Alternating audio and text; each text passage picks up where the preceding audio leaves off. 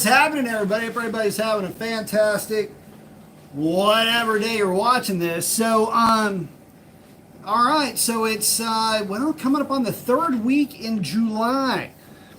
Fantastic time of year, and still we have no real indication as to what this new Dodge Charger Challenger looking um, love child of whatever plus something else car that Dodge is going to be gracing our presence with. And unfortunately, the way that it sits right now, it's not looking too good from a lot of different angles. I mean, so far as I can tell, Dodge has tried to figure out a way to make the C-pillar literally as big as possible.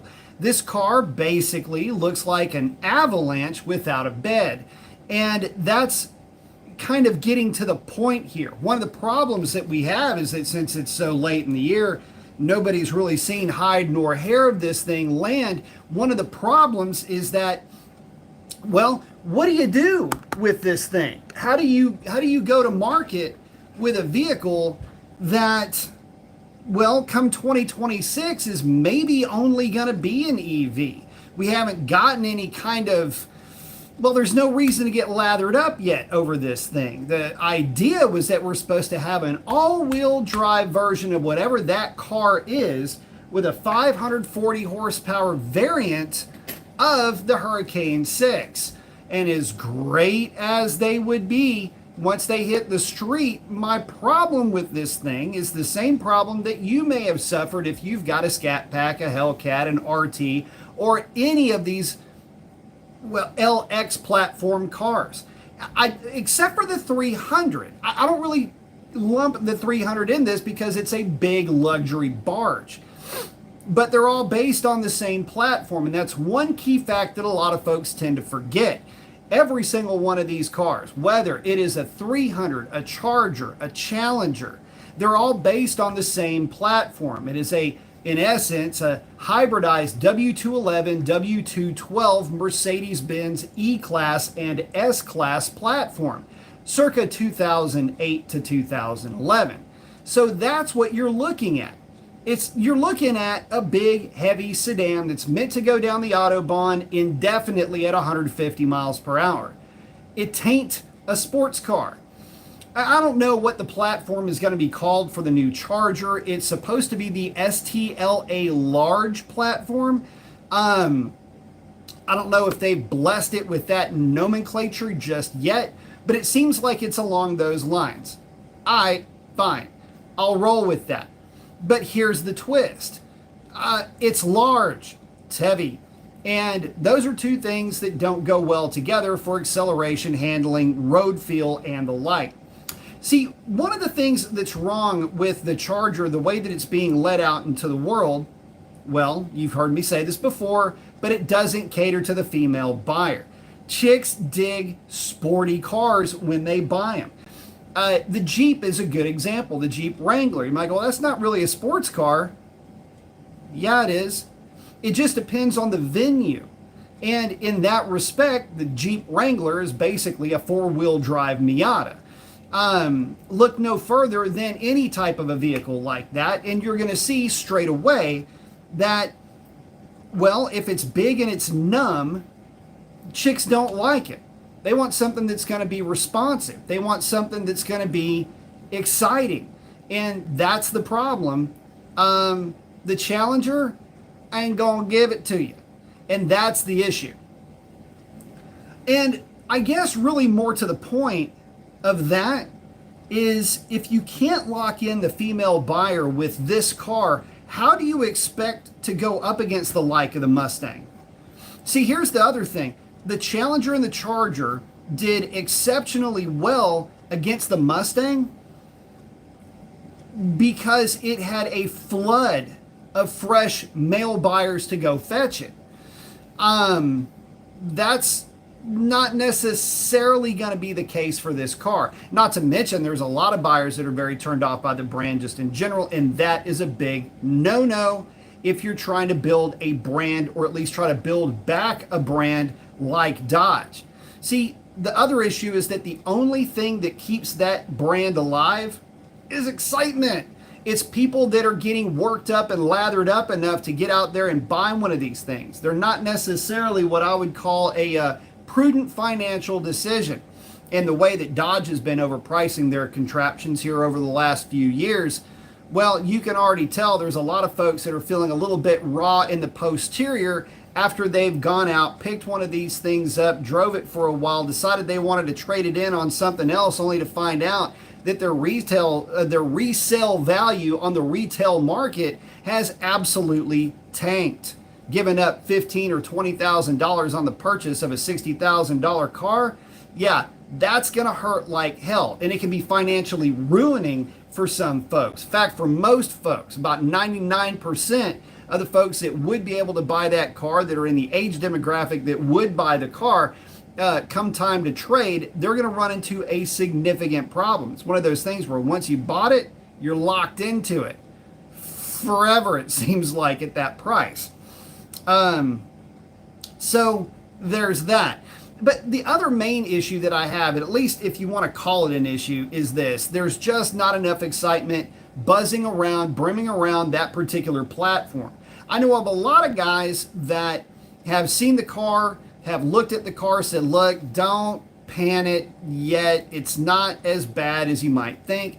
And in person, it tends to look pretty good. The problem is that I would love to not pan it and appreciate it in person. The issue is that we don't get that opportunity for a long time.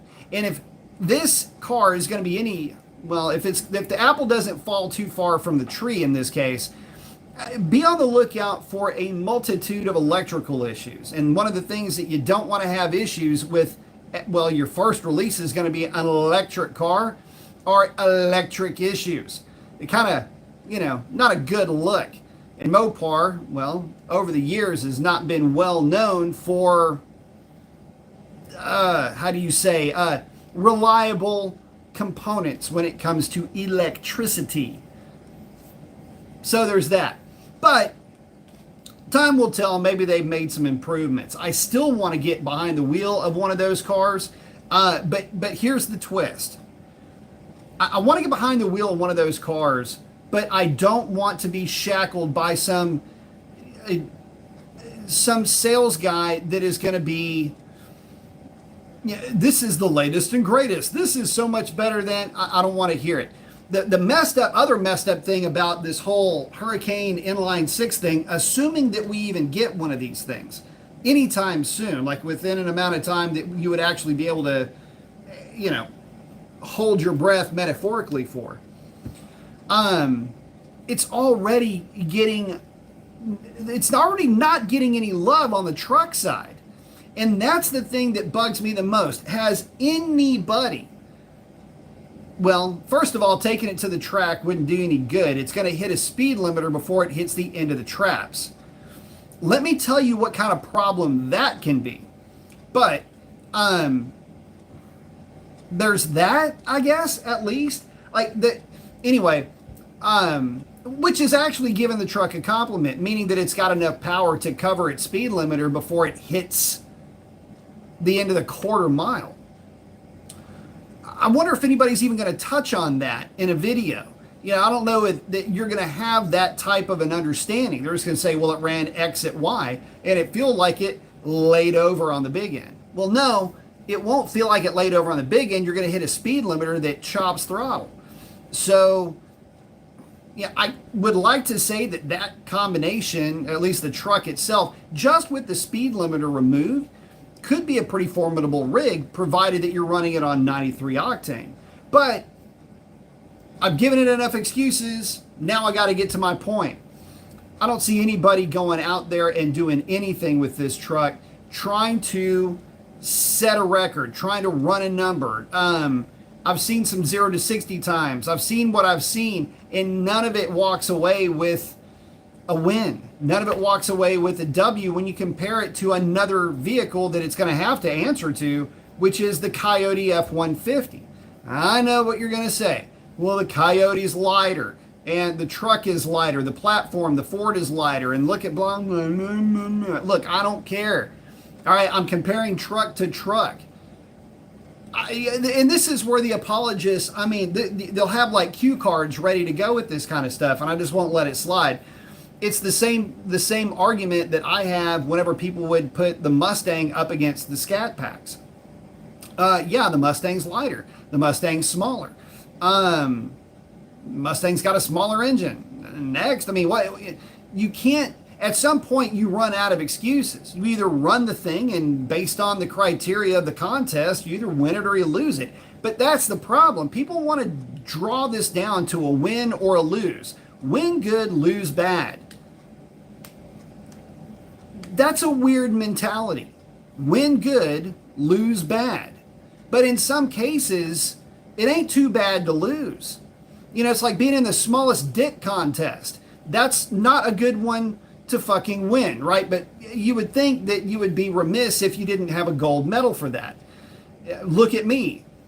But that's the whole point of this thing, is that if you have the ability to put two vehicles up against each other and judge them on whatever merit is most important, you're going to have a winner or a loser, but none of these vehicles are bad.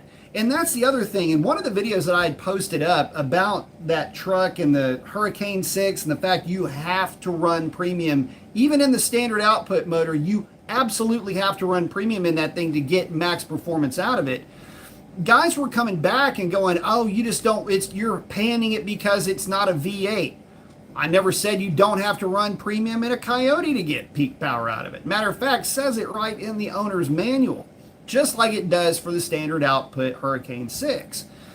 It's just that for improved performance, you run it in the Ford. But for basically stated performance, stated numbers, you have to run it in the Hurricane. No problem. So you run them both on premium and call it good. All of them are really good today. And it doesn't really matter which one you choose. You're not going to be disappointed.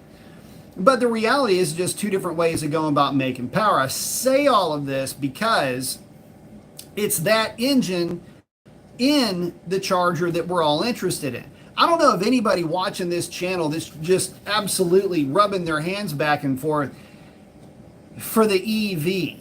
Yeah, this is one of those scenarios where it's like, why? Why are you making an EV that will never sell? Yeah, you want to talk about lot rot. How do you deal with that with an EV? What happens with batteries over time? They kind of go bad. And in this case, it's kind of like having your gas tank shrink for every month or quarter that thing is sitting on the lot. Now, I don't know how long they last. I don't know the right batteries, 10 years?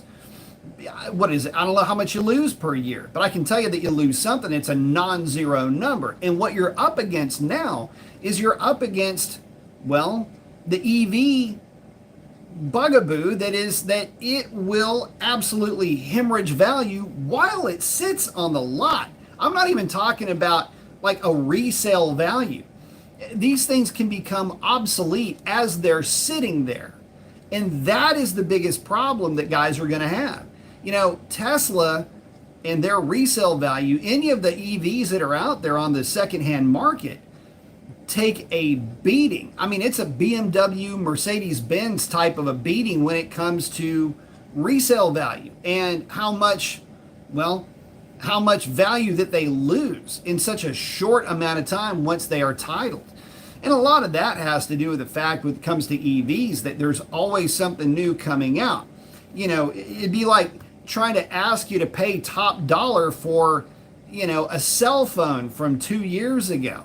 Now, people don't want to do that. They're going to have to be discounted heavily. So in saying all of that, what would you buy? Would you even buy one of these things? Would you even be interested in how fast they are? The other thing is that we keep getting it beat into our heads that this is going to be e-muscle. What the hell does that even mean? Coin whatever phrase you like. Whatever gizmo or doodad you can put in play to make something work. Okay, whatever. But I guess the point that I'm making here is you're not going to fool anybody into buying one of these cars because it is an e-muscle. It's not that. It's just an EV car that looks like that is going to be worth a third of what it was purchased for in about 5 or 6 years. So let me check in with you guys and we will get back to the show. Skids is in. Got the bald guy with the shades and the flex in the right cadence. Dean is right on his heels. Colt is in. Lion saying, how's it going? Going well, my friend. It's because they're building the next Aztec over there. It's what it almost, look, and that's the thing. It's unattractive. Just like the Aztec. I don't know how many people are actually going to look at that thing and just go, oh, it's so awesome. It's cute. It's pretty. It's tough. It's whatever. Whatever words you want to use to describe it, I don't know that you're going to call it attractive right away. Noab is in. What is up? Steve saying, the Aztec. Ryan saying, SRT4 caliber guys, man, those things was weird for me. I tell you what, they were, but the SRT, the platform was pretty slick, pretty fast car. For what it was, the SRT4 Neon is always going to have a special place in my heart. He's saying, dude, I saw the new Daytona 660 in the flesh. Looks better in person, in my opinion. Would love to take it for a rip. Yes, good looking bike. One of the things about that bike is that I really liked is that it is, from an ergonomic point of view, ergonomics are a big thing with me and bikes, man. I cannot, if I can't gel with a motorcycle, if I can't gel with a bike, it just absolutely scorches that bike for me. It's something that has always been the case. Bikes that fit well, you're immediately comfortable with, you're not distracted, and that's the main thing. Is a bike that fits well eliminates a lot of really annoying distractions. The 660 Daytona has got some killer ergonomics. Matter of fact, it's got a little bit less aggressive seating position than my Katana with the clip-on setup does. And it's really good, really comfortable, and it's very inviting, I guess is the best way that I can put it, for folks that are looking to get into sport bikes but don't want to mess with adjustable suspensions. They only want, about 100 horsepower to get them down the road, something that's sporty but not going to overwhelm the senses, but still be fun and be fast enough to be, challenging for, folks to, get their feet wet, getting started with track days.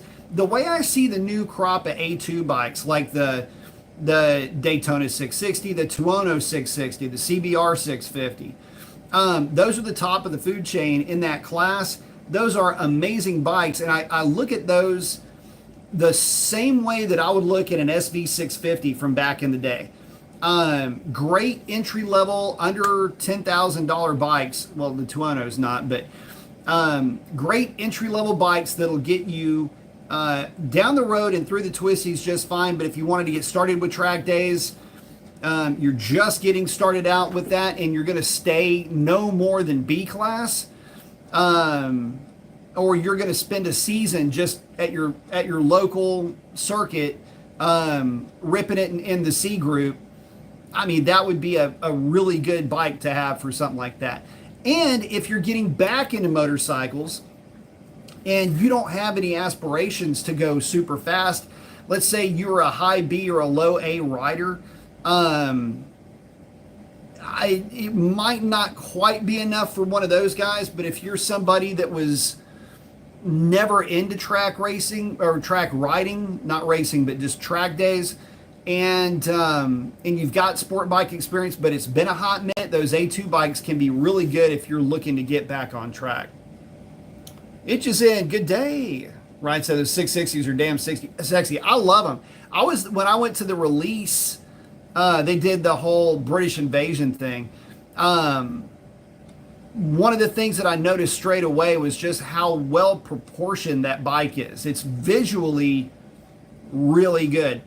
Now, the track guy in me would like to see an unrestricted version of that hit the bricks with an adjustable suspension.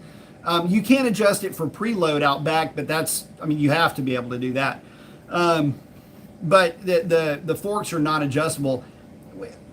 For that bike, it's okay, but I would like to see maybe an SE version of that bike, or at least see that bike de-restricted with a little bit better suspension. I have a feeling there's a little monster laying underneath there.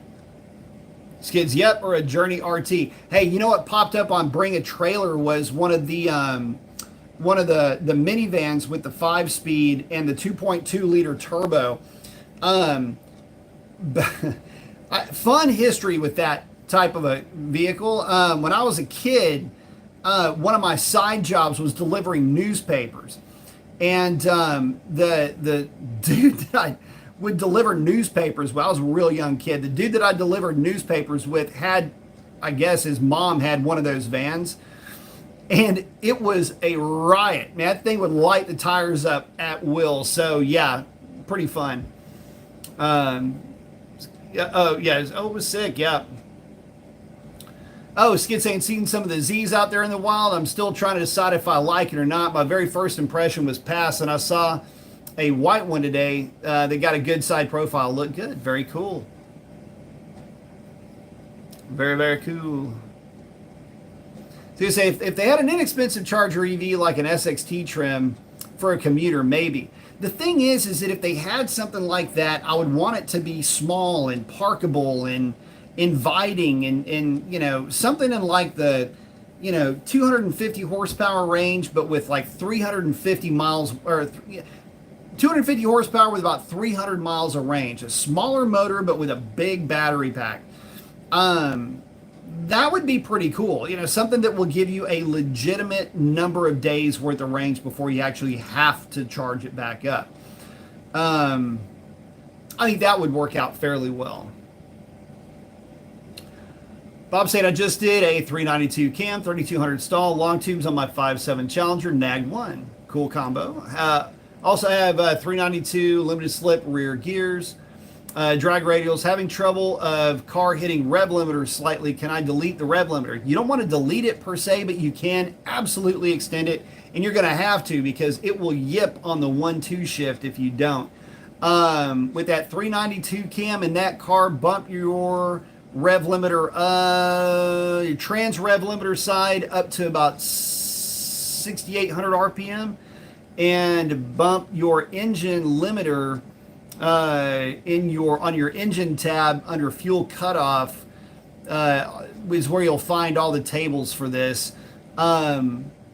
Make sure you hit all of them, but bump up your engine max to like 6,600 RPM, and that should help you out a little bit.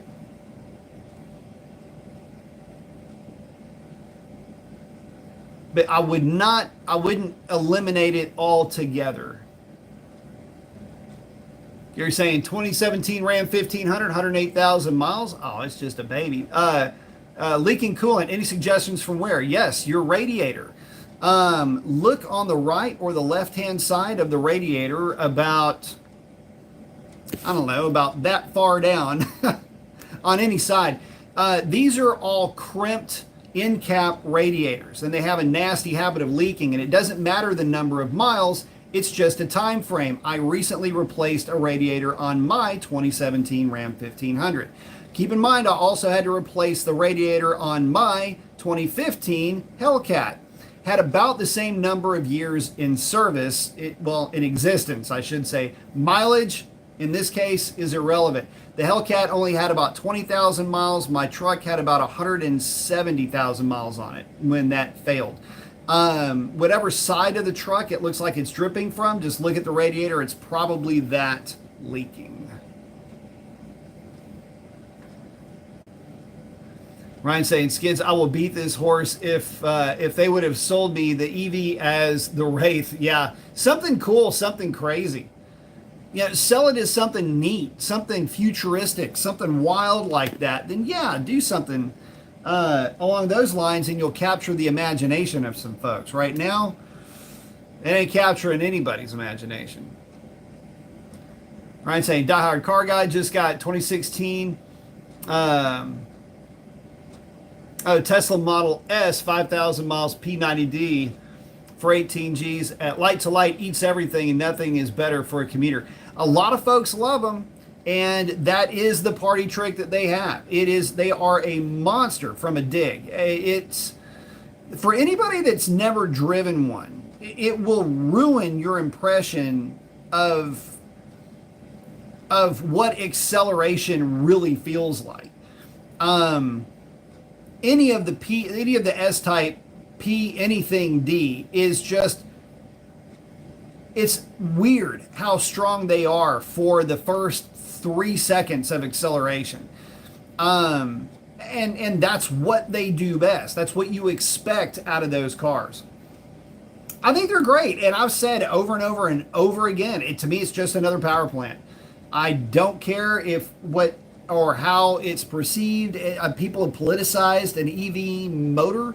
I don't understand that. It will never make sense to me. But here we are. They've got their place. If it works for you and it works within your envelope of convenience, let her rip. For a lot of folks, it doesn't, and that's where they start running into issue. But again, if it works with your lifestyle, that's phenomenal. In fact, I think city cars are amazing as EVs. I mean, what more could you like, right? Something zippy, something nimble, and if you can make them small, I think that's great. But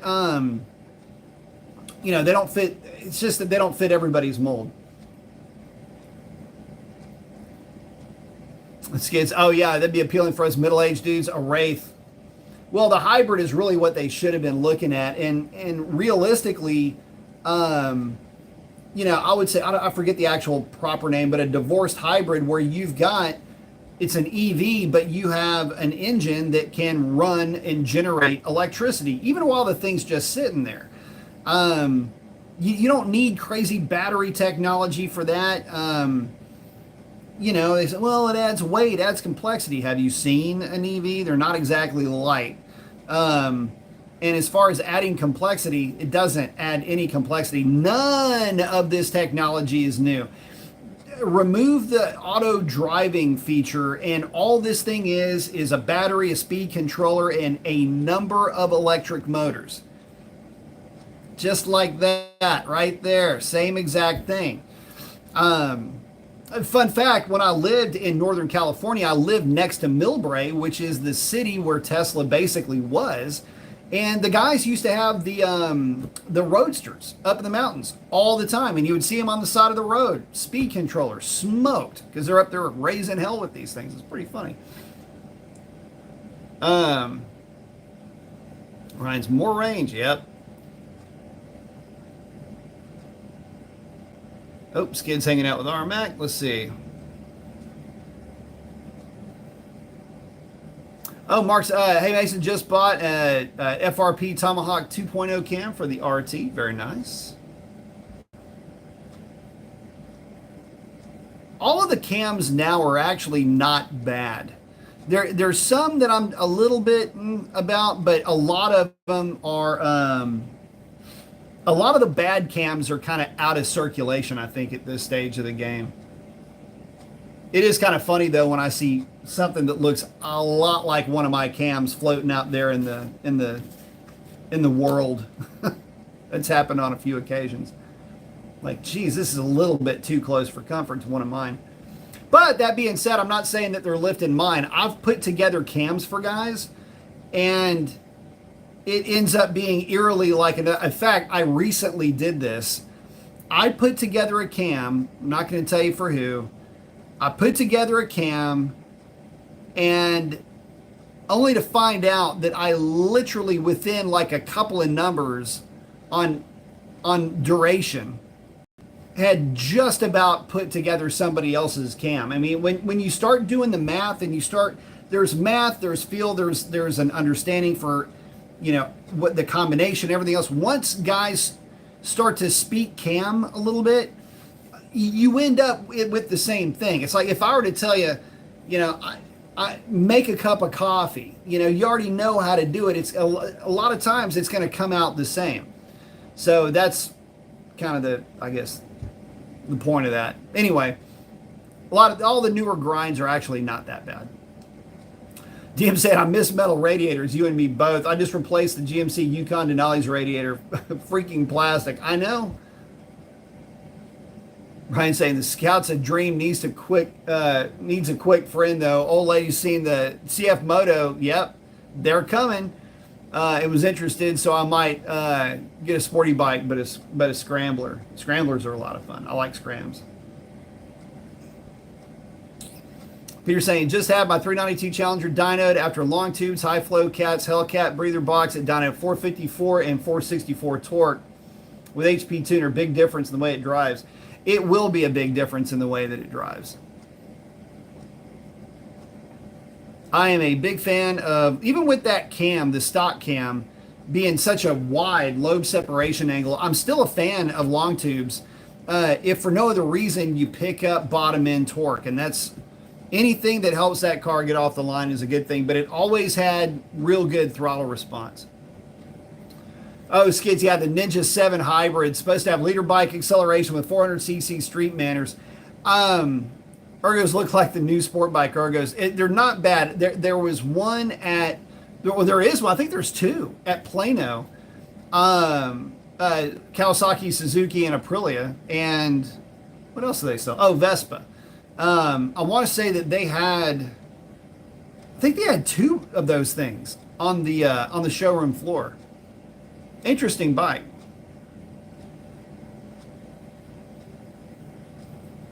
Yeah, the CF Moto stuff's coming along. It's going to end up being pretty nice. Yeah, Ryan say it. They're not bad. I mean, look, the CF is, they're not making KTM, but they do have a partnership with them, so they're not going to suck. And yeah, seeing a triple from them would be pretty sweet. Oh, the hybrid good ergos and conceit too. Yep. Oh, Ryan had the CF 450. And yeah, they did put the Ninja on high alert with that bike. But, really when it comes to bikes, this is the funny thing. And I know a lot of folks, they really like the Z1. I know I had a lot of guys that, I was putting out a lot of content with that bike for a hot minute. And, for whoever ends up getting that bike, I'm jealous. I still really do like that bike, love it. But I had to get something a little bit different. I had to get something that was going to be a little bit more forgiving. I'll put it to you like this. When I set up the Katana, because the Katana and the GSXS have the same suspension, but they're not set up the same. And with the difference being that the Katana is set up on 3 on preload for the rear shock, and the GSXX is at 4. That's it. Everything else is the same. So when I put that together, one of the things that I noticed almost immediately was just how much better planted. It's more stable in sweepers. It's just a lot better in general. And so, but it's not going to be as affected by heat the way that the suspension in the Kawasaki would be. What do you mean by, affected by heat? The hotter that your fork fluid gets, the fork oil, the hotter that your shock oil gets, the more the more bouncy it's going to be. And a larger shock with a higher reservoir, it's not that the fluid gets more or less viscous. It's just that it's a better shock all the way around, and it's not going to be as affected by heat changes. The Kawasaki, the suspension that's on that bike was great during the spring and fall, and it sucked when the temperature got hot. It was right back to being way too bouncy, way too loose going through corners. And the only thing that was bailing that bike out in terms of handling prowess was the set of tires that I put on it. Now, I am going to have to put a different set of tires on the Katana. There is no way the Dunlops are staying on that bike. It is skittish. In fact, I'm going for a ride tomorrow morning, and I'm just going to try to break in those tires. They're older. I mean, they're 4 years old. Whoever had that bike never actually leaned it over. And I'm having to do a lot of work to try to get those things through some heat cycles and actually make them work. Hell, the tires only have 350 miles on them, 360 miles, whatever it is. Oh wait, no, I rode it the other day, 390 miles on them, and I put 130 miles on that bike. I literally have put, in the few weeks I've had it, half again the miles on it that were on it when I bought it. It had 266 when I first rode it. So I mean, it's basically, it's a new old stock almost Katana. It had been titled though.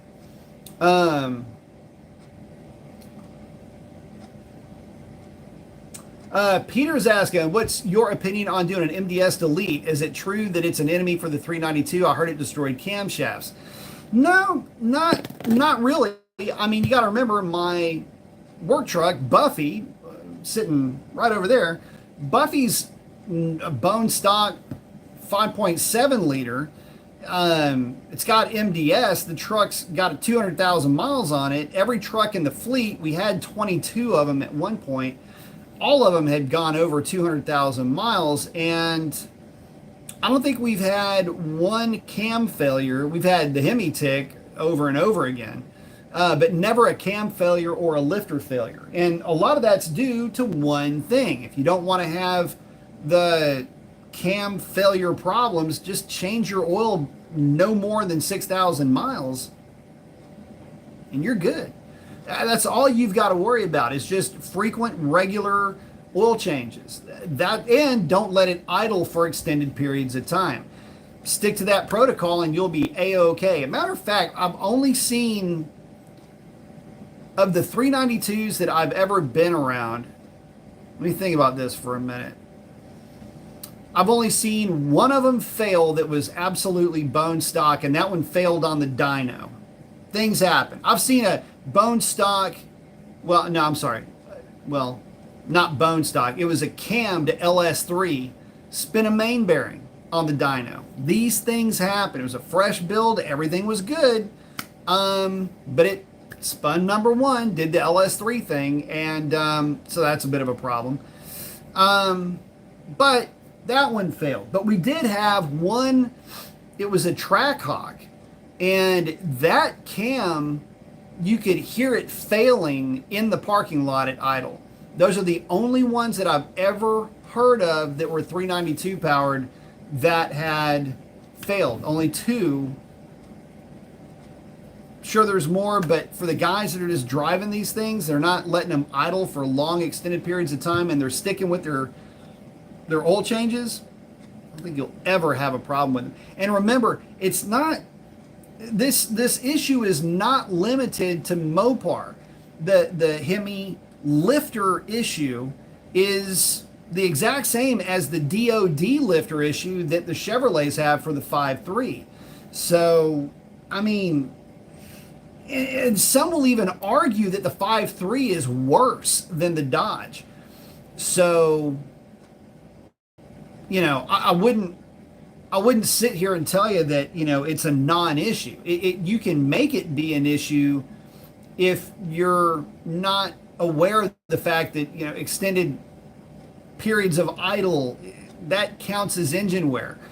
And they're susceptible. They're just a bit more susceptible to that. But again, the GMs are arguably, well, they're easily as bad and arguably worse.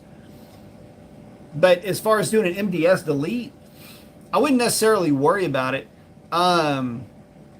You know, keep it in sport mode and it won't do the MDS thing. Track certainly won't. And if you really don't want it to do it, get it tuned and they'll disable MDS in the tune. See you saying, I watch all things motorcycle and car stuff. Keep it coming, brother. Thank you, sir. Ryan saying what CF Moto gives you for the price is absolutely amazing. Yeah, it's going to get more like that too. Ryan saying, Skids, I think the Scout is better than any Harley, but I'm biased. Scouts are really good. I almost bought a Scout Sport. DM saying, Dunlops get greasy and fade off fast. I tell you what, Dunflops, the first time I had ever gone and done a track day, I forget which Dunlops I was on, but they were horrible. they got real greasy real fast. And I had, I mean, the tire boogers, and I'd even gone to one of the tire experts that was at the track rental, was at Thunder Hill, and I'd asked, like, what is the deal? Like, what air pressure really should I be running? And he just took one look at it. You know, I was running. So on track days, you actually flip it. Normally, you run more in the back than you do in the front, but on track days, you run more in the back or more in the front than you do in the back. And I was at 20, is at 29, 27. And I mean, it was, those tires were torn up. It wasn't just cold tear, it was all tear. And I ended up bumping, I ended up going to 30-30 with that setup. And at that point, the tires were pretty well shot, but I was still getting around the track pretty good. But that's the day that I had that chick go around me on the outside on turn one on an SV650. That was embarrassing. This kid saying, no worries, to each his own. Loving the duck. Yeah, Ducati's good. Ryan doesn't like the price. Yeah, true that. Yeah, those things are racks. Speed Vision, yes. Yeah, they had the airplanes. They would do Reno, the boats, all of that. That was pretty cool. There was some cool stuff back in the day, man. Yeah, shoot, I'd loved it, man. One thing I'd always wanted to do is go to the Reno air races. I never got a chance to do that. That was, yeah, I would like to do that quite a bit. But anyway, getting back to it, the main thing with like the bikes, okay, this is the thing that I always try to talk about. You know, if we're talking about bikes, I am that guy. I'm the guy. I have a ball no matter what. If I'm on two wheels, it literally doesn't matter what bike I'm on. I'm having fun. Some bikes I'm going fast, some bikes I'm going really fast on, but invariably I'm having a riot with whatever I'm on. There are bikes that, and again, I talked about ergonomics earlier. There are some bikes that do not fit me though. There are some bikes that I have, I don't want to say that I've aged out of, but I just don't, they don't fit. And again, I don't think the ergos are that far off. So bikes that fit me well, GSXR 1000, GSXR 750, Kawasaki Z900 RS Cafe with all these. Obviously, you're going to have some slight adjustments to get them where you need to be.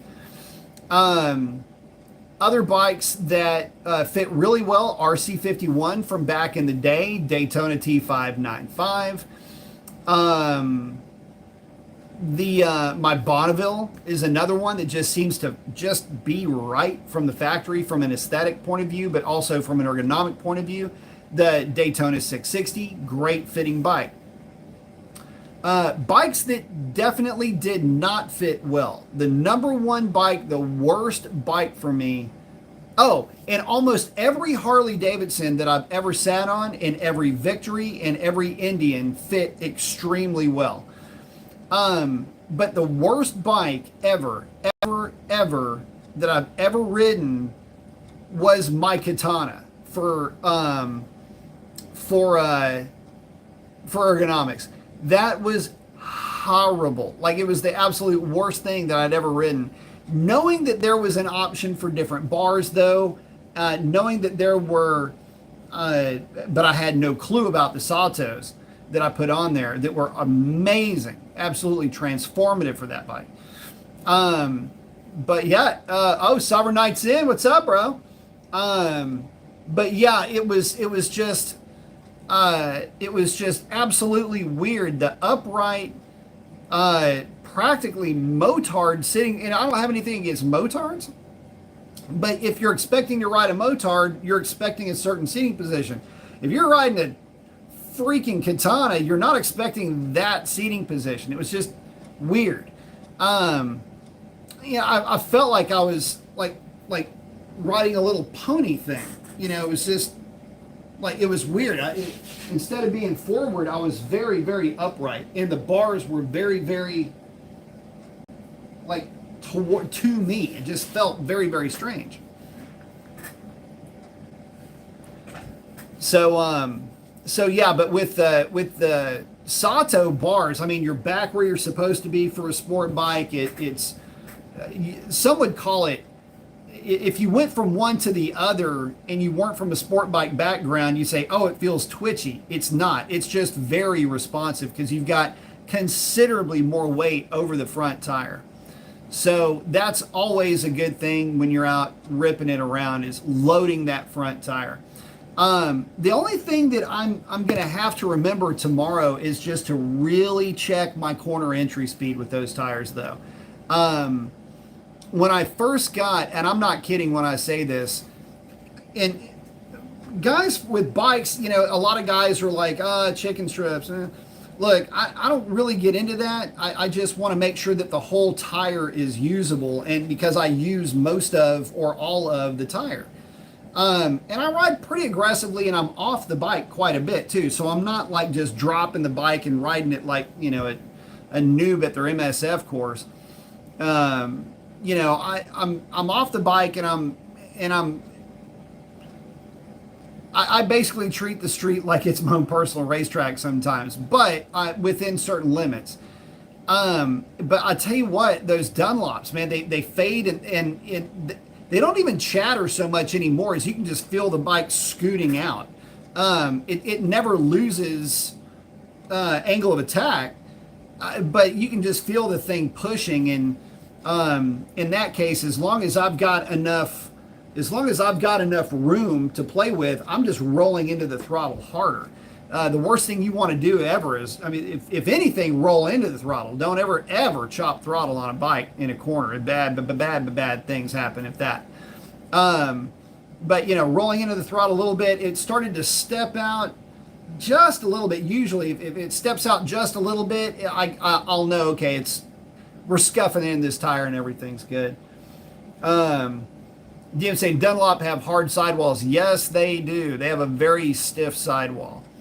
And it makes it numb, and that's why I like the S22 the S22 carcass so much. That Bridgestone carcass is just very communicative. I know a lot of people say, well, I don't like S22s, they wear out too fast, or S20, the new S23. I think the S23 may even be worse than 22, but you know, my response to that is, look, dude, I'm here to wear out tires, and I'm swapping out tires once a season anyway.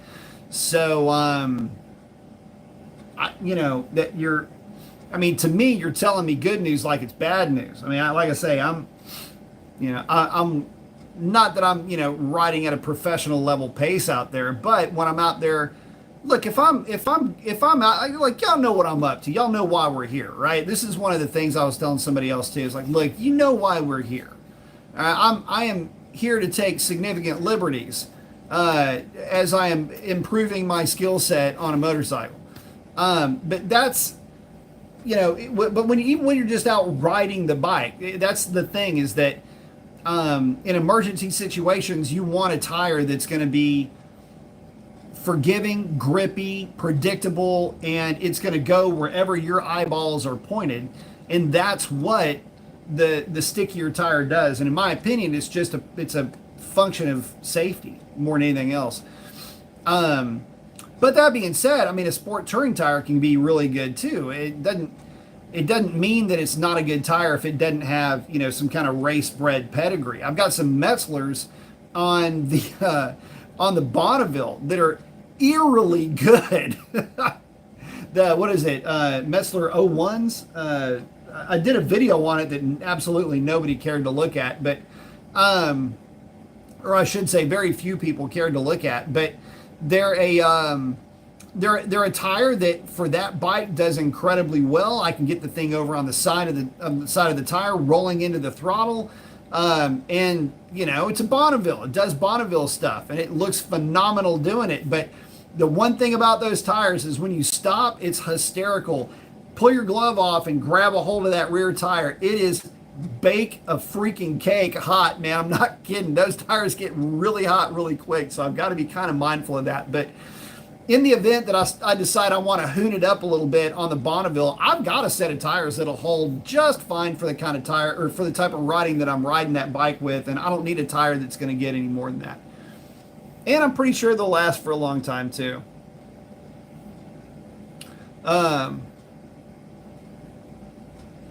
Cyber saying something about the Italian side of the company is not happy with Carlos Tavares and what he's doing with the Dodge and other related brands. I don't know of anybody that's happy with it. So I heard this from TK. I'm not sure. Yeah, I don't know. I can tell you that there's a lot of folks that aren't super happy. Sovereign said TK got the word out. Tavares may be short timing.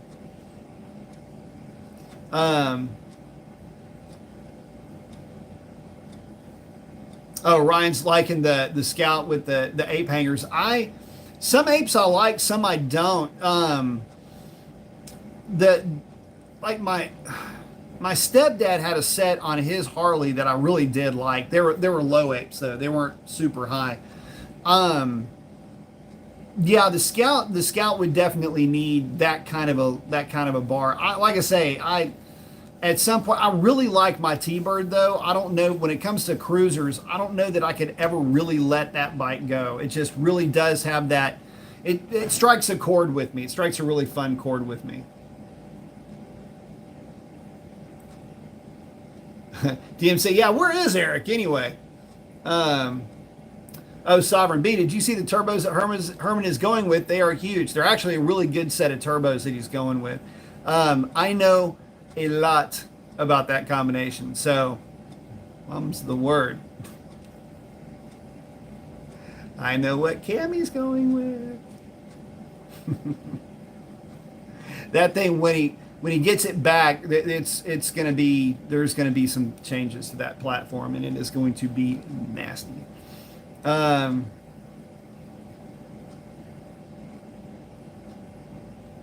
Sovereign saying he hadn't seen Eric in a hot minute. Well, hopefully he gets around quick. How about that RNC, though? The whole comedian brother. Yeah. Oh, they're 8-inchers. Yeah, those are good. Yeah, the 8-inchers are really nice for that type of a bike. And they're comfy, too. Sorry, so yeah, car's going to rip. Oh, you don't know the half of it, bro. If you guys don't know, Herman was on the channel not that long ago, and we were talking about his car, and he even mentioned, he's got one of my cams in it now, and he's going to be putting another, I have a revised version. Well, it's not a revised version. It is a completely different cam than what he's got in that car now. So once he gets that thing cut, it'll be just a point and click thing, though, for him to put that in that car, and it is going to be grotesque with those turbos. Mark my word on that. Like it is, you're going to have to relearn how to drive with that setup. It's going to make a lot of power. Put it like this: that setup is going to make that car the difference between a Scat Pack and a Hellcat at the drag strip. So that's going to be the functional, like if you've got something that's really fast now, how do you measure that against something? That's the easiest way that I can describe that. But just because it's faster doesn't mean that it's, or more powerful, never does that mean that it's always going to be faster. There's going to be a lot of, getting it to hook and all of that. And guys, to be honest, I haven't been around an 8-second car in so long. It's been forever. So, from Nick's Garage, the 440 Slapstick Alpine White Challenger. That would be the one to get. That would 100% be the one to get. If I were to build one, if I were to build a clone, I would be a little bit different, though. I would do a max wedge motor. I don't know why those guys with the 440s are not running max wedge combinations. To me, it's almost like it would be a no-brainer. TFS max wedge heads and an intake manifold to match it. And a cam. And it doesn't even have to be a monster cam. Something like shit. I mean, a 234, 240 cam, 108 LSA, a 110 LSA with like 570 lift, hydraulic roller conversion. That's all you would need for something like that to make an obnoxious amount of horsepower. So, um, but yeah, that would be the route that I would go, and just build something that's going to be somewhere in like the 680 horse range, on an engine dyno. I mean, I don't see how that would ever be a bad thing. Oh yeah, yeah. And he was trying to make it look like the Kowalski's car from Benchmark. I get it, but damn man, if you're underneath the hood, it's not going to look any different. Just I say all of this, but you by doing that though, you will put that engine right in the middle between 440 and 426 in manners. So, um, the thing about a 440, love it or hate it, they are the epitome of snappy torque production. Um, it's been famously said that the 440, any of the Mopar big blocks, it's just a bunch of displacement with a very small, very high velocity cylinder head. Um, that is phenomenal if you only want to have an engine that spins to 5,000 RPM, which realistically a 440, you're just wasting your time past 5,000, 5,200 RPM at best, with those types of heads. But if you go with a max wedge type setup, you'll have airflow out to 62, 6,500 RPM.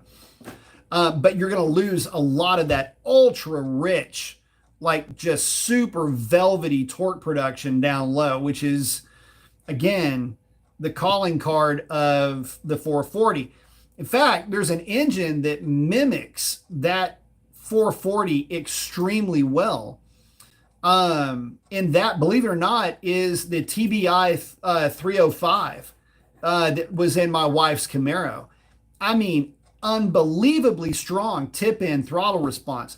Actually, it had better throttle response tip in, than the Hellcat did. I mean, it was an immediate whump of torque. Now that was it. I mean, once it did it, it was done. But um, just it's an interesting way of going about business, though, when you can like literally sit there and say, look, this is a combination that on the street is going to be a riot, because now you got 440 cubic inches to play with, and it's an immediate fry the tires proposal with those things. So, um, and you can put gearing. The other thing that's neat about that kind of a combination is you can put a set of 253 gears in the back of that thing, and with a 3-speed automatic, it'll just chug down the road on the highway.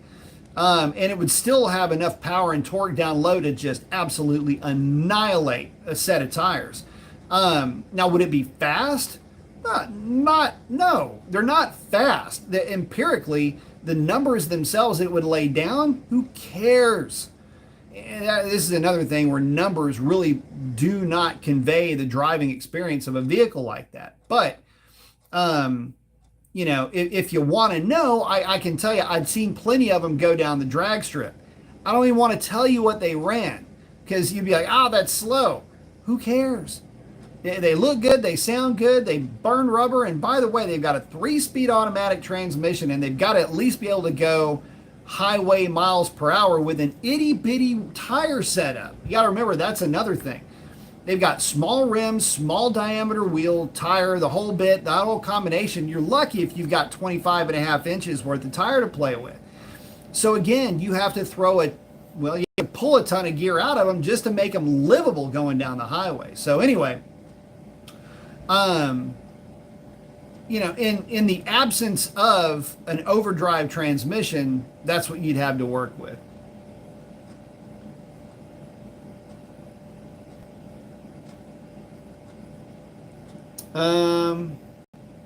I'll take the 440 Magnum, please. Talk about the 446 pack. The 446 pack was significantly better than just the regular 440 Magnum. So one of the things you have to remember about the 440 in general, the 440 four barrel used the same intake manifold no matter what cam was in it, no matter anything. It was rated at 375 horsepower. It would be lucky to put down about 360, frankly. That intake manifold, it's a pancake style manifold. It's just literally there to have it's got long runners. It's not a performance manifold at all. It's the same intake manifold that you will find in a motorhome, a pickup truck, a station wagon, a Kowalski car. It doesn't matter. But they do incredibly good at making this really fat chunk of power up to about 4,700, 5,000 RPM, somewhere right in that range. And they're torquey as hell. The six-pack cars are a little bit different. And even if they have the same exact cylinder heads, where the six-pack comes in play is that it just allows it to breathe. That six-pack intake manifold would be equivalent to like, I don't know, an Edelbrock Performer RPM or something like that. It would be very similar to that type of an intake manifold's performance envelope. So it just kind of move power over, say maybe 500 RPM, 700 RPM, something like that. But it would give it a little bit of breathing room on the top end, and that extra few, let's say it's 750 RPM, and that can be an extra 20 horsepower. When you start talking about, well, this thing is pretty choked down with cylinder heads, but even the intake manifold is also working with the heads to give you all that rich torque production. So you'd lose the down low, you'd get a chunk through the mid-range and a bit more up top. That's really what that manifold would get you.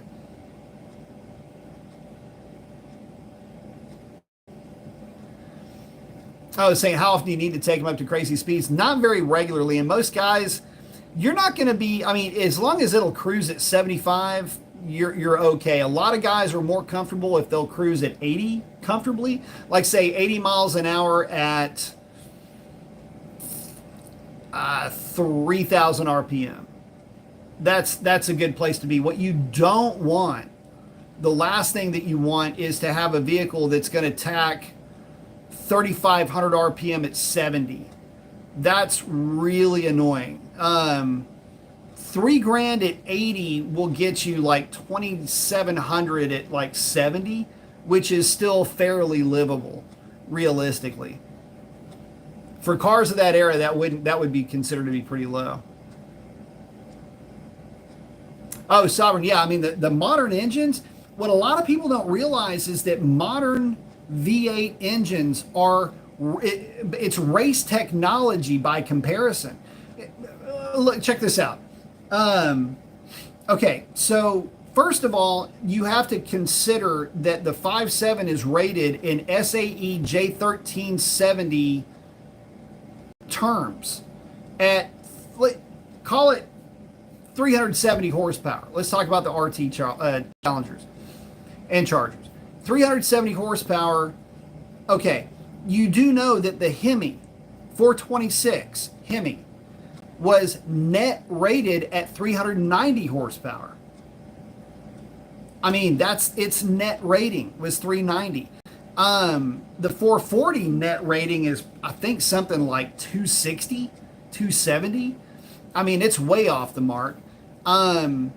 So to put things into perspective, if you were to just put a 5.7 on a dyno with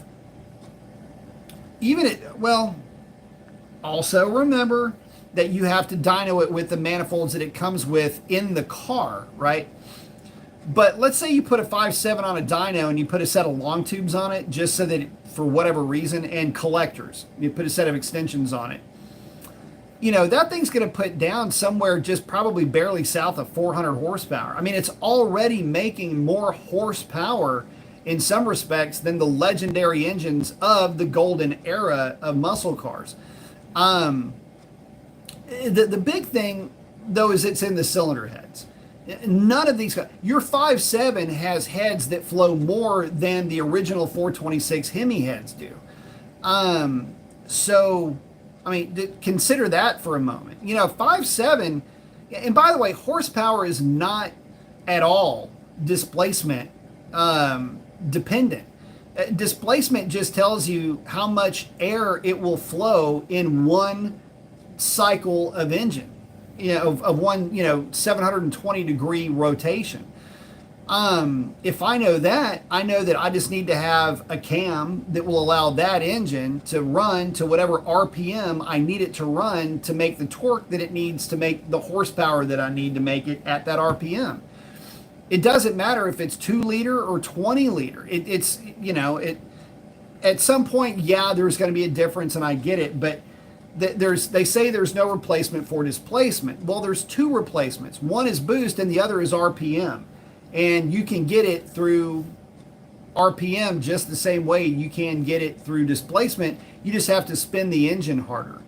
And that's it. Now, you won't have the bottom end torque, but you'll have the torque at that horsepower that you'll need to make that number. And that's how you get down the track, so to speak. Sovereign, what's the torque of a 440 in relation to a modern 5.7? It is significantly different down low. That the 440 is, it's magnitudes of difference down low. They're terrible gas mileage up there, yeah. Oh, good. So X, glad if I can help, man. I mean, I happy to help you, buddy. I mean, I really am bummed out about your friend, but yeah, sorry to see that, bud. But hopefully you can get some help with that, and those guys can get you taken care of. I mean, I might be player on the little Honda if you guys can't find somebody locally that just wants to take it off their hands. But I mean, that's all I can afford right now, and it depends on what they would want for it. I wouldn't even know what to offer for it.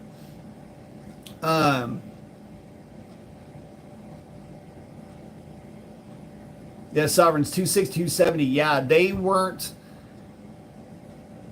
They're not that. I mean, the thing is, though, is that it is a power plant, and what they do best is create a ton of torque down low in ways that other engines with even more displacement would have a hard time working against.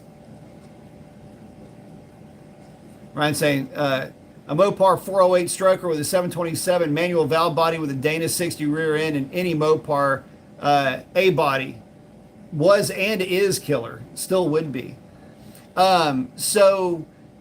Popular stroker was a 360 board and stroked, the 408 W2 heads, performer RPM air gap, long tubes, and yeah, do manual valve body 727. Yeah, that would be pretty sick. Hard Rock's in. What up, man?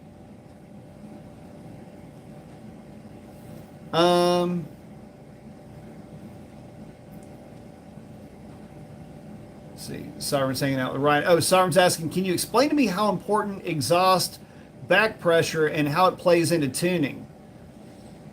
Oh, so here's the thing. It's not back pressure. This is a it's a misnomer. What you're talking about is a scavenging effect, and back pressure is not what you're looking for. No engine wants back pressure. Back pressure, bad. The idea is you tune the header length and the header size of pipe to the camshaft and the RPM range that you're going to be working with. So as an example, if you have an engine that is going to be, you're like a normal street engine, and you want to make peak torque around 3,500 RPM. What you want is a set of headers that's going to facilitate that. So you're not going to want a log manifold. A log manifold, the problem is that there's no scavenging effect. It's just the exhaust valve opens, it dumps out, but there's nothing to help to carry that pressure well, let me start over. When the exhaust valve opens, keep in mind the exhaust valve opens as the piston is still well on its way down on the power stroke. But there is a decaying amount of pressure in the cylinder because you have an increasing amount of volume that's taking place. So when the exhaust valve cracks open, there's still, though, a lot of pressure, but not a lot of pressure in relative terms. The piston actually does very little in terms of pushing the exhaust out. Most of it is evacuated because when that exhaust valve first opens up, it's at about 80 psi or 90 psi. So if you can imagine cracking an air compressor at 80 or 90 psi with that type of a volume, with that kind of mass, with exhaust mass and everything else in there, you can figure out why exhaust is loud. But as that piston comes down and the exhaust is evacuating, there comes a time where the intake valve will start to open. Well, what you want is you want all of the pressure to be away from the exhaust valve. If you have a log manifold, all the pressure is just kind of hammered into that log. And it's just the pressure delta from the log manifold to atmosphere that's getting it out of the car. It's not efficient at all, but it works just in terms of the fact that you've got a high pressure delta A to B. And if you ever remember old cars, when they would floor it, it sounded like just an air compressor going out of the exhaust pipe. That's why. It's literally a pressure delta variance. There's no scavenging going on at all. Again, not efficient. But if you can scavenge that exhaust, and this is just part of a very long, lengthy discussion on the subject, but as long as you can get the exhaust away from that exhaust valve, you're offering up an opportunity so that when that intake valve opens, you can actually help draw the fluid, in this case an air and aerosolized gasoline fluid mixture, into that cylinder. That's a big thing. But the main thing is that you're allowing the vehicle the opportunity to just scavenge the airflow. So back pressure is bad. I'll even take it a step farther. Look at a turbocharger. Turbochargers run off of the exhaust gas that's created. And in turbos, there is a true back pressure. That back pressure is what drives the actual turbine wheel itself. And what the goal is to have whatever boost is going into the engine, as much or less of that same amount of pressure in the exhaust pipe, in essence, that is driving that compressor housing. Anything more than that, and it's not considered to be a good thing. But that is a ton of back pressure, far and away more than what you'd ever see in a naturally aspirated combination. But it's feeding and it's driving a compressor wheel for those turbos. So I guess the point that I'm trying to get to here is what you don't want to do is you don't want to think of anything in terms of back pressure. You want to think of it in terms of efficiency. If you size your headers right, which is to say get whatever headers fit in your combination, don't go too big. For the Hemis, 1 7/8 is fine. As long as you're sticking within those parameters, you'll be A-okay. But the idea is to just get that exhaust out of the way of that exhaust valve. Again, there's a scavenging effect. I don't want to dive too deep into that, but it does have to do with sine wave function. You'll see, sometimes you'll see dyno charts kind of wave up like that. That's where you're seeing the intake manifold and the exhaust system becoming efficient together, and then they'll plane, and then maybe they become a little bit more efficient, they'll plane again. That's not a bad thing, because the alternative would just be to either have a 45-degree angle if you're lucky, or even kind of a trailing off line with your torque curve. But it's all about scavenging. And again, back pressure, no, you don't want it. The other thing is making sure you've sized the whole rest of the exhaust appropriately For most street combinations, 2.5-inch exhaust from nose to tail is good, provided that you don't try to neck down any piping inside of a muffler or something like that. I've seen this with some horrific exhaust systems. I mean, stuff that we pulled off of cars that should never have even existed in the first place. But anyway, that's how it plays into horsepower, though. So header length makes a difference. Short tubes on a header are not necessarily a bad thing. In fact, a shorter tube offers up less overall resistance to flow, and you can get higher horsepower numbers out of them, but at the expense of bottom end performance and mid-range power. So they're good as far as making horsepower, but they're not, and for packaging, but they're not as good as long tubes. Long tubes are, by the way, not always the best option. In many cases, depending on the cam profile, long tubes won't necessarily get you any gains anywhere. If you have a small duration, small lift cam with a wide lobe separation angle, it just puts some shorties on it. Long tube, you're going to be lost. The benefits of long tubes are going to be lost because there's not enough click, click, click, tick-tock time for scavenging at higher RPM. You don't have enough flow. You've got too wide of a lobe separation angle. It's just not going to work. There's not enough overlap to allow for scavenging. Throw a set of shorties on it, call it good. If you've got a very tight LSA cam, you're really looking to try to make some power, then you're going to have long tube headers, or else you will never get that cam to work right. It'll be a turd, and it's all to do with how that exhaust can scavenge those cylinders for you.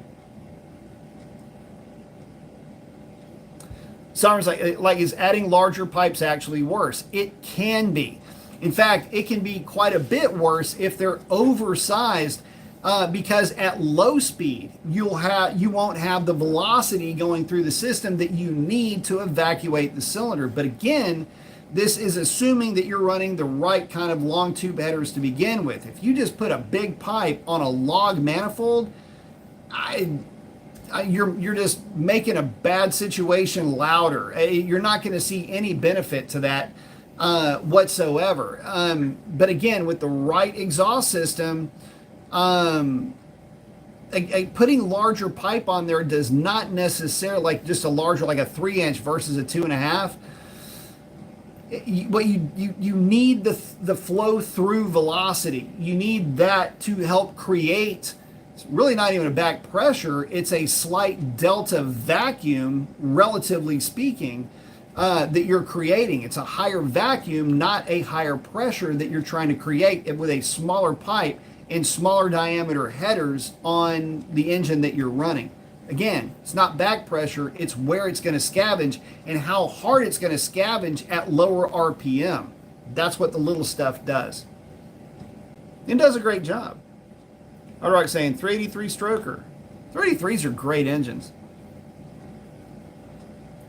Oh, X is saying there's a 72 Challenger for sale. He happened to see in Oklahoma a few weeks ago at a dealership. They're asking $50,000, and the car looks good until you get really close to it. That's a big problem. Yeah, so car flippers, man, guys, I'm not gonna lie, they will suck the life right out of you, man. There's been so many, and this is what just level 7 pisses me. There have been so many guys buy their dream car from folks. You know, they liquidate part of their 401k to have this thing. You know, it's like, man, it's the last hot rod I'm probably ever going to have.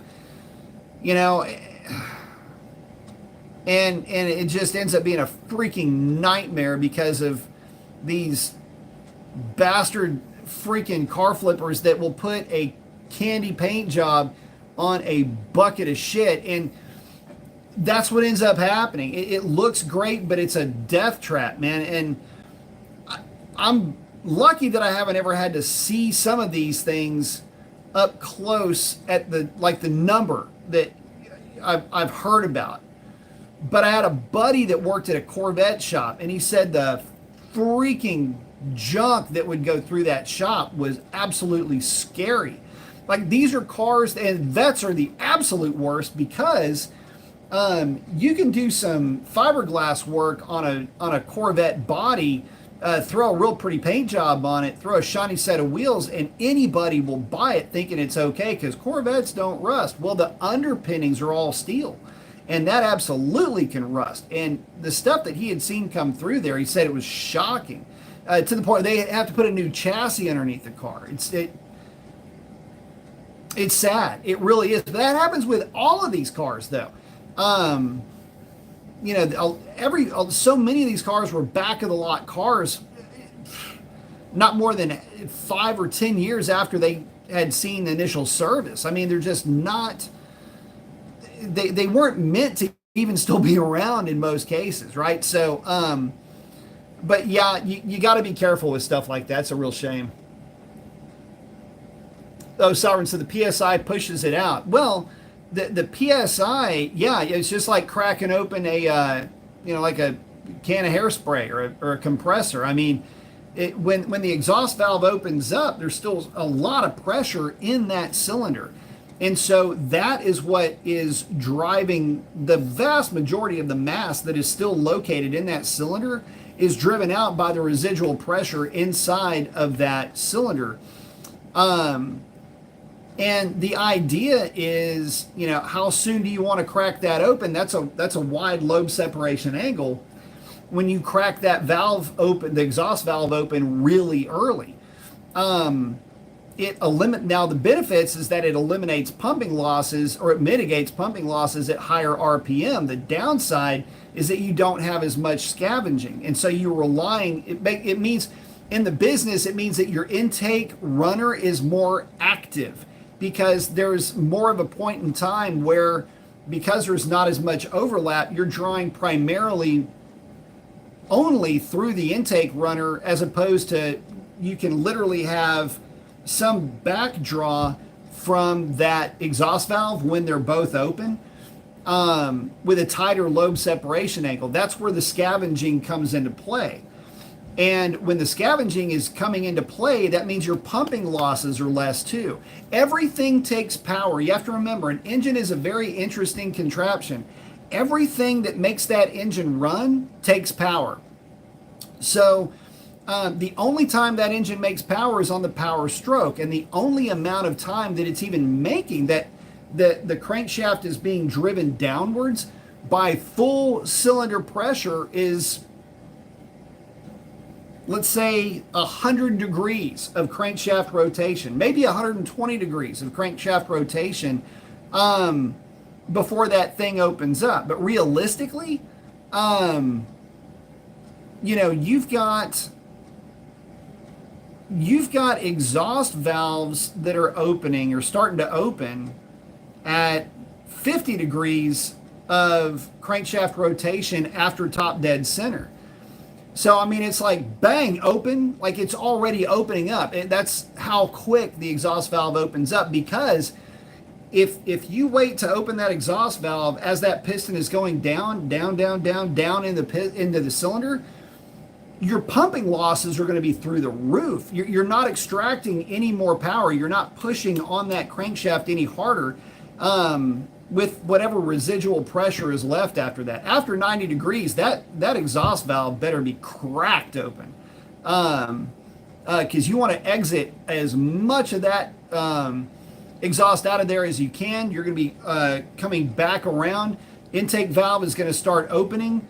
Not talking about at 50 numbers, but you're going to have let's say you've got 45 degrees of overlap. That's when your pumping losses are going to be the least, and that's when your scavenging effect is going to be the highest. There's a major science. Oh yeah, big time.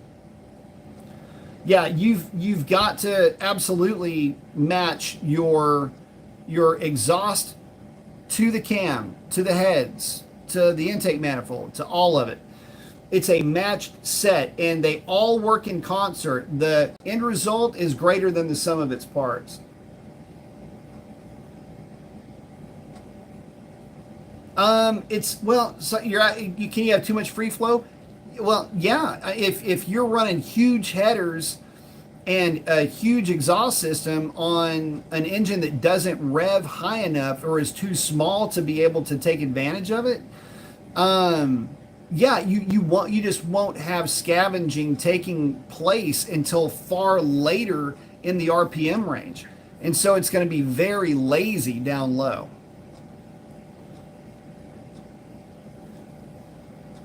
Oh, White Knuckle 1320. Very nice. Oh, yeah, the shorties are good. There's nothing wrong with shorty headers. They always will do better in the mid and upper mid range.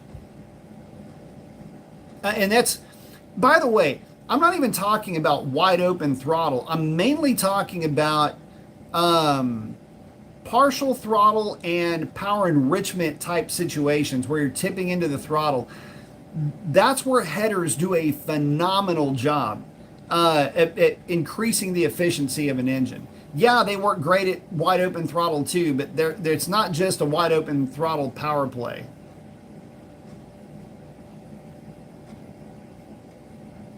Oh, Sovereign, yeah, there is so much more to it. I mean, it'll make you cross your eyes at some. You'll start to feel drunk after a while if you start really diving into it. DM, nothing sounds worse than a Civic with a number 10 can of Folgers exhaust. Yeah.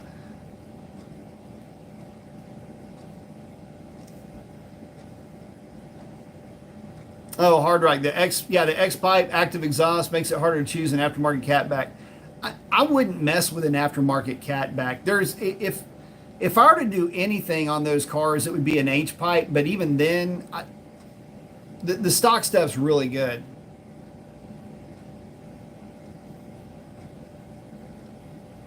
Oh yeah, the 68 with the 400. Yeah, that's the thing. It can get real annoying. Trying to explain to somebody what they just got through getting taken for.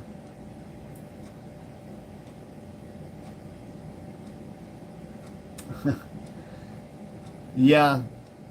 Oh yeah, these engines have come a long way. Well, metallurgy's come a very long way. And really, they had sourced out and scienced out a lot of this by the time the Model T hit. The aviation side of this had sourced out a lot of issues, and had everything in play to make power. They just didn't have a couple of things. They didn't have the metallurgy and they didn't have the gasoline. Had they had the fuel to make it work, it would have been better. There was a push for a while on the aviation side for diesel aviation engines. Because, taking advantage of the efficiency. And the only time that they really did take hold was in blimps, in dirigibles, where the weight of the thing didn't or wasn't going to realistically affect the performance of the aircraft. But in that respect, they actually did pretty good. There was a couple of intra-war planes that were diesel also, bombers primarily. But, well, guys, with that, I am going to have to wrap it up. I got to get up bright and early. But with that, hopefully I got a chance to get to everybody. Thank y'all so much for hanging out with me. Would not do this without you. And as always, guys, let me remind you to get out there and do something cool for somebody. Chances are they need it way more than you know. And with that, guys, that is a wrap. We will catch you on the next one. Adios.